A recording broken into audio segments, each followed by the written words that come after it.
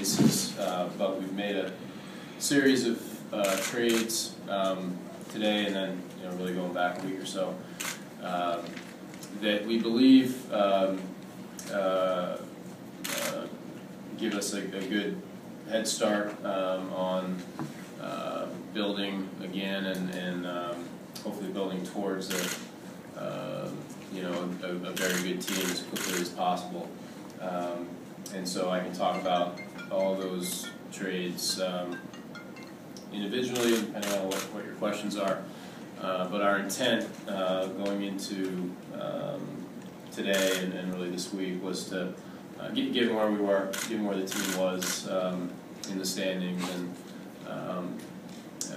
given the math that we're fighting coming into this week, our intent was to try to see what opportunities are out there for us. There was a lot of interest in our players, and we wanted to see if there are opportunities to turn that into moves that, like I said, could give us a head start on building again and becoming better as quickly as we can. So that was our general sort of guiding philosophy this week, and hopefully we've turned it into some moves that make us better now, and will, like I said, give us a real head start the rest of the season and going into the off season with the full intent of building a strong contending team for 2015. Okay. So if you guys have questions, please raise your hand away from the microphone. We can start. We can start in the back. Johnny. Why did you go after veterans and can you talk about getting the left fielder from Oakland, and how do you see him thriving in this part? Sure. Let me turn this off so it doesn't. So we had with most of the players we were talking about, we had alternatives. Certainly with Lester and Lackey, we had there was lots of different things we could have done, and there were attractive prospect packages that were available to us for both guys. We just felt like what made the most sense for us was to try to focus on impact major league talent that's ready, and we have a lot of good young players. We have strength in our farm system, so that's already a strength. And although there were some prospect packages or prospects that were available to us that were very attractive, we wanted to add to the major league team and really give ourselves a head start on, like I said, building again and becoming as good as we can as quickly as possible. So that sort of guided us, at least on the Lester and Lackey deals, toward more proven major league players. Can you talk about the Oakland left fielder, and how do you think he will thrive in Boston? Well, we think he'll thrive. He's a guy that we've gotten to know. We knew a little bit when he signed. We had a chance to scout him ourselves in the Dominican before he signed. Obviously followed him during his time in Oakland. He's someone who obviously seems comfortable on the stage given his performance in different events and whatnot, and postseason, and is a really powerful, dynamic player in his prime who fits in our ballpark in the outfield. We think we'll probably take a look at him in right field and see sort of how he looks out there.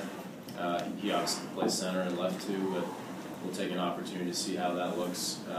He's a power bat who hits the ball out to all parts of the park and should benefit from Fenway. He's going from a ballpark in Oakland that doesn't help right-hand power hitters quite as much as Fenway does. So we're excited to have him. He's someone clearly we don't have, so we could, as we were going through the options, finding something that we didn't have was appealing to us. Sean on the right. Ben, on Cespedes, can you talk about how the team views him going forward, given that you only control him through the end of next season? And in a larger sense, you just talked about perhaps taking a look at him in right. How do you see the outfield deployment now, given the guys that were here, guys that are progressing like Jackie Bradley, and the two outfielders you got today? Yeah, so as far as the alignment goes, it looks like right now Vic is going to miss a little time. He's still fighting some back stuff, and so since he's probably going to miss a little time, we'll use that time to probably try to acclimate Cespedes to right field. Even though he hasn't played there in the major leagues, he's played there in the past in Cuba, but not in the major leagues. And more likely Craig Moore in left field. We're not writing anything stone as far as where that goes in the future, but we'd like to get both guys acclimated in that way, and then we'll see where we are. And moving forward, we certainly hope we've added a lot of depth and possibilities for our outfield picture going forward. And then as far as the question about Cespedes, I mean, I think we just got to get to know him a little bit more. He's got to get to know us, but this is a guy in the prime of his career who is a dynamic player, does a lot of different things well, and certainly the type of guy that we could envision wanting to have here longer, but let's get him here and get to know each other first. Gordon. Ben, how extensively did you scout Cespedes before this deal, and at what point in the process did you become he might be available in the deal? So we've been watching him obviously since he got the big leagues right away when he signed out of Cuba, and with major league players, we're all watching those guys all the time, just like you guys are. So we're aware of what he's done. We were when he first signed impressed with just how quickly his transition was, and that seems to be happening more often with Cuban players. But he made a very quick transition, and then he's just a guy who does a lot of things. He contributes on defense, on the bases. Obviously, throws really well, and of course, there's the power and impact with the bat, which is something we've been lacking, as you guys all know. Once we got past, as far as the timing goes, so of all this stuff, really, we got through the Royals series and swept that series and went to Toronto and won the game Monday night. We were still thinking in terms of holding and winning and going and actually making calls, looking to add players, that's where our work was focused during that time, going into that Toronto series. And then what happened. Everyone knows what's happened since then. We haven't played well at all. So I would say, as we got towards the end of that week, going into the Tampa series, and then the last weekend in Tampa, that's probably when our conversation shifted, and we started making more calls to see what opportunities there'd be with some of our veteran guys. Okay, Scott, also on your end. Ben, you talked about Cespedes being the type of player and having that tool that you really didn't have here, that power tool. How much was that a focus of yours throughout the week, just in trying to maybe find players who had that ability and wanting to add them to your club? And how much did you sort of look at maybe projecting forward and feeling like the trade was the best way to do that, rather than maybe what might be on the market come the offseason? Yeah, so clearly offense has been an issue all year. Everyone knows that.